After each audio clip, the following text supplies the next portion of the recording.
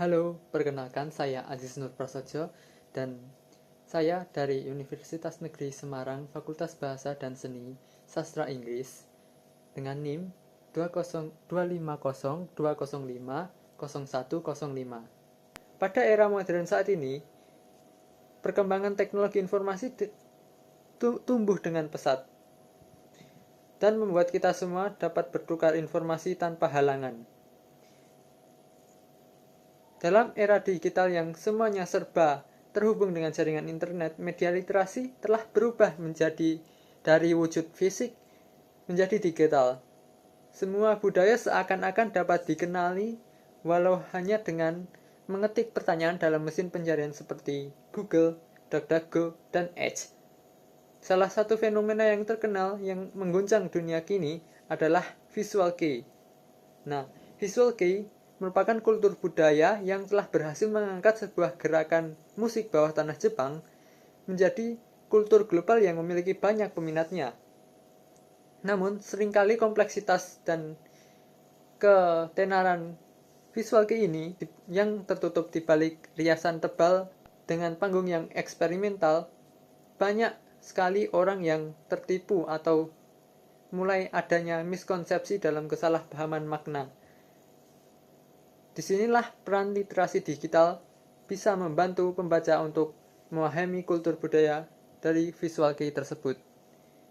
Sebelum itu, visual kei secara harfiah merupakan kunci visual adalah sebuah gerakan artistik yang melibatkan musik eksperimental bawah tanah Jepang yang dipadukan dengan panggung teatrikal eksentrik yang memanjakan mata. Kei atau visual kei lahir sekitar tahun 90-an yang dipelopori oleh Diren Gray, Melis Mizer, Bakhtik, dan X Japan. Gerakan ini dikenal karena gaya berpakaiannya yang secara literal shocking atau mengejutkan.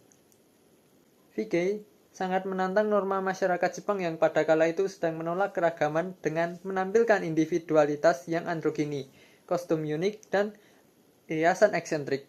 Kei berhasil mendobrak keseragaman dan menampilkan individualitas yang androgini. Nah, literasi digital tidak hanya berarti mampu mencari informasi di internet, tetapi juga kemampuan untuk mengakses, menganalisis, menciptakan, dan merefleksikan konten secara kritis, etis, dan partisipatif.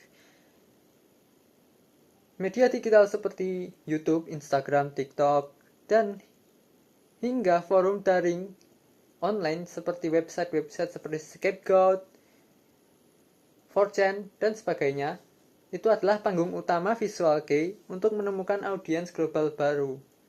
Dulu, sebelum adanya internet dan literasi digital, para penggemar seringkali bergantung pada impor CD langka, majalah musik, dan rekaman kaset yang super mahal. Kini, para penggemar mulai dapat melakukan streaming online untuk mengakses arsip raksasa di YouTube dan mendukung visual kei di mana saja. Hal ini merupakan sebuah keuntungan bagi fans dan peminat musik global yang tidak bisa mendukung fansnya secara langsung.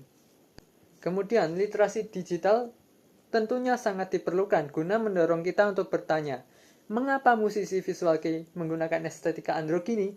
Pemahaman ini membawa kita pada konteks teater, konteks teater kabuki, konsep bisonen, dan dinamika sosial Jepang yang dengan demikian kita tidak hanya bisa melihat pria yang berdandan seperti wanita, tetapi lebih memahami dekonstruksi gender sebagai bentuk seni dan kebebasan. Meski literasi digital membuka akses pada arsip besar, era digital juga penuh jebakan informasi yang dangkal, clickbait, video hoax, dan informasi palsu yang mudah sekali tersebar tanpa identitas yang jelas, menimbulkan banyak sekali salah pahaman. Nah, ini merupakan produk dari literasi digital yang sangat rendah dan sampah menurut saya.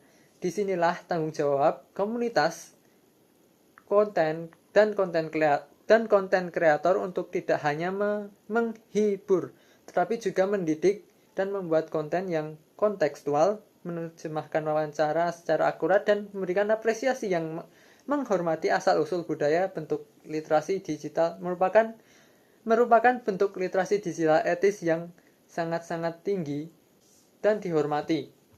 Memperkenalkan kultur visual kei melalui literasi digital bukanlah tugas untuk menjadikannya tren yang viral sesaat.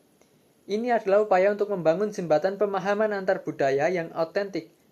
Bersama visual kei dengan para penggemar yang mawas diri dan luas literasinya, visual kei tidak sekedar diperkenalkan, tetapi diwariskan dengan segala kompleksitas dan keindahannya.